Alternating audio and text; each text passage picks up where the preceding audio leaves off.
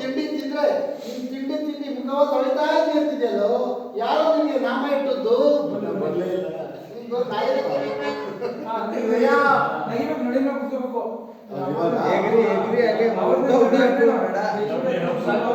ಗಟ್ಟೆ ಗಟ್ಟೆ ಇಟ್ಕೊಳ್ಳೋ ಗಟ್ಟೆ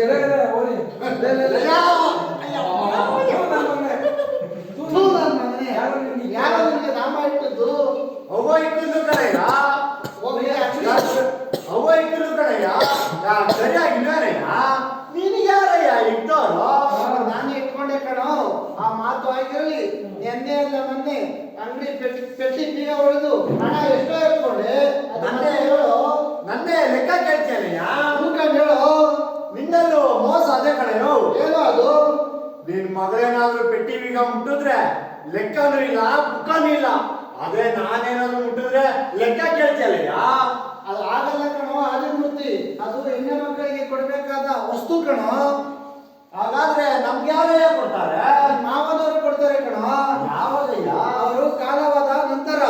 ಹಾಗಾದ್ರೆ ಒಂದು ನಿನ್ ಕೇಳಿದೀಯಾ? ಏನದು?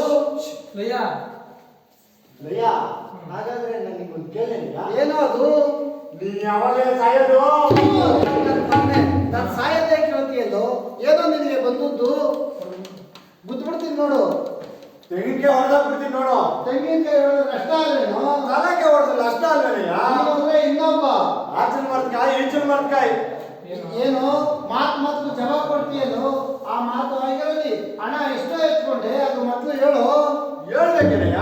ಮುಖಂಡ್ ಹೇಳು. ಹೇಳ್ತೀನಿ. 1999 ರೂಪಾಯಿ 99 ಪೈಸೆ ಕಣಯ್ಯ. ಇನ್ನ ಒಂದು ಪೈಸೆ ಯಾಕೋ ಬಿಟ್ಟೆ? ಅದೇ ನೀನ್ ಯಾವಾಗ ಸತ್ರ ತಿಥಿಗೆ ಬೇಕಾದಲ್ಲ. ನನ್ನ ಮಗನೇ, ನನ್ನ ಸಾಯಲಿ ಕೇಳ್ತೀಯಲ್ಲ. ಏನೋ ನಿನಗೆ ಬಂದದ್ದು? ಆ ಹಣ ತಗೊಂಡೋಗಿ ಏನೋ ಮಾಡಿದೆ. ಆ ಹಣ ತಗೊಂಡು ಮದ್ರಾಸ್ ಹೋಯ್ದಿ ಕಣಯ್ಯ. ಮಠವಾಗಿ ಶಿವನಲ್ಲಿ ದಾರಿನೇ ಗೊತ್ತಿಲ್ಲ.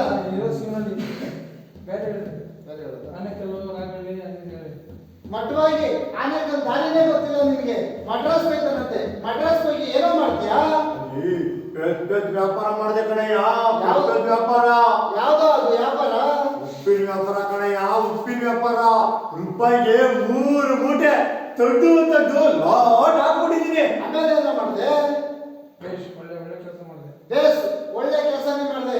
ಹುಟ್ಟಿದ ಮೇಲೆ ನಿನ್ನಂತ ಮಗನೇ ಹುಟ್ಟಬೇಕು. ಒಳ್ಳೆ ವ್ಯಾಪಾರನೇ ಮಾಡು. ಹೇಳ್ಕೊಡೋ ಕೇಳೋ ಲಾಭ ಕಣಯ್ಯ. ಒಳಗ್ ನೋಡ್ರೆ ಚೋರ ಚೋರ ಕಣಯ್ಯ. ಯಾಕೋ ಏನಾಯ್ತು? ಯಾಕೋ ನಂಬಳ ಕಡೋ ಹಿಂದೆ ಮುಂದೆ ಯಾಗೋಗ್ಬಿಡುತ್ತೆ. ಕೆಲಸ ಮಾಡಯ್ಯ. ಏನದು? ಮುಂದೆ ಹೊಟ್ಟೆ ತುಂಬ ಹಿಡ್ಕೊಂಡ್ಬಿಡು, ಹಿಂದೆ ಬಿಟ್ಬಿಡಯ್ಯ. ನನ್ನ ಮಗನೇ, ಇದು ರಾಜರ ಸಭೆ ಕಣೋ. ಕೋತಿ ಆಟ ಆಡ್ಬೇಡ ಕಣೋ. ಆಮೇಲೆ ಏನ್ ಮಾಡ್ದು? ಒಂದು ಒಂಟೆತ್ತಿನ ಗಾಡಿ ಮಾಡಿದೆ. ಅವನು 300 ರೂಪಾಯಿ ಕೇಳ್ದ. ನಾನು ಬರೀ 600 ರೂಪಾಯಿ ಕೊಟ್ಟೆ ಕಣಯ್ಯ. ದರಿದ್ರ ನನ್ನ ಮಗನೇ, 300 ರೂಪಾಯಿ ಕೇಳಿದ್ರೆ 600 ರೂಪಾಯಿ ಕೊಟ್ಟೆ ಅಂತೀಯಲ್ಲೋ. ಆಮೇಲೆ ಏನ್ ಮಾಡ್ದು? 300 ರೂಪಾಯಿಗಿಂತ 600 ರೂಪಾಯಿ ಜಾಸ್ತಿ ಅಲ್ವೇನೋ? ಆಮೇಲೆ ಏನೋ ಮಾಡಿದೆ?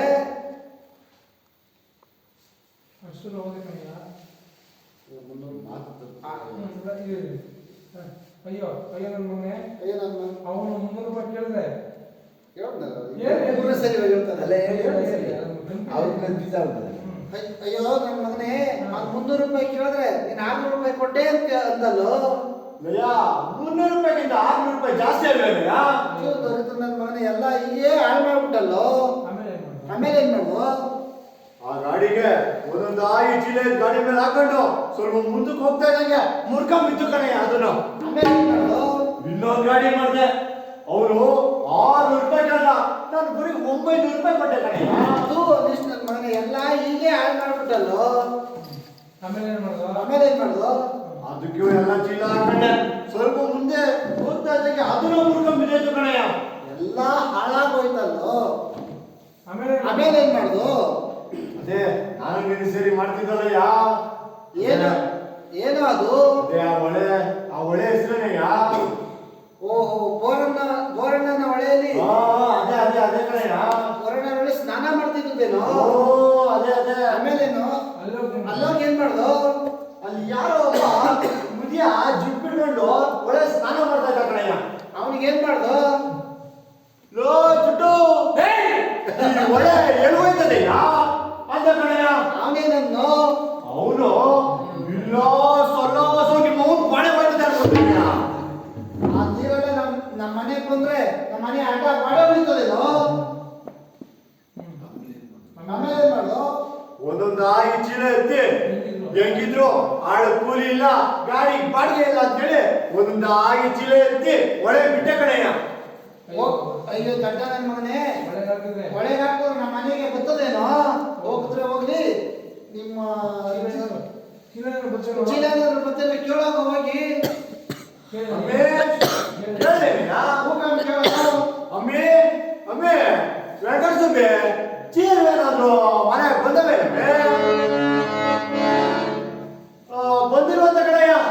ಹೋದ್ರೆ ಹೋಗ್ಲಿ, ಗಣೇಶ ಸ್ತುತಿ ಆದ್ರೂ ಮಾಡೋ. ಅಯ್ಯೋ ಗಣೇಶ ಯಾವಾಗ ಸೋತಯ್ಯ? ಕೋತಿ ಮುಂದೆ ಏ ಕೋತಿ ಮುಂಡದೆ ಯಾವ ಗಣೇಶ ಅನ್ಕೊಂಡಿದ್ಯೋ? ಅದೇನಯ್ಯ ಮೇಲ್ಗಡೆ ಬೀದಿ ಮೂರನೇ ಕೇಳಿ ಮೂರನೇ ಮನೆಗೆ ಅವನಲ್ಲ ಅವನೇ ತಾನೇ. ಸನ್ಯಾಸಿ ಏ ಸನ್ಯಾಸಿನ ಮಗನೇ, ಪಾರ್ವತಿ ಪರಮೇಶ್ವರ ಮಧ್ಯೆ ಕೂತಿರ್ತಾರಲ್ಲ ಆ ಗಣೇಶ ಸ್ತುತಿ ಕಣೋ.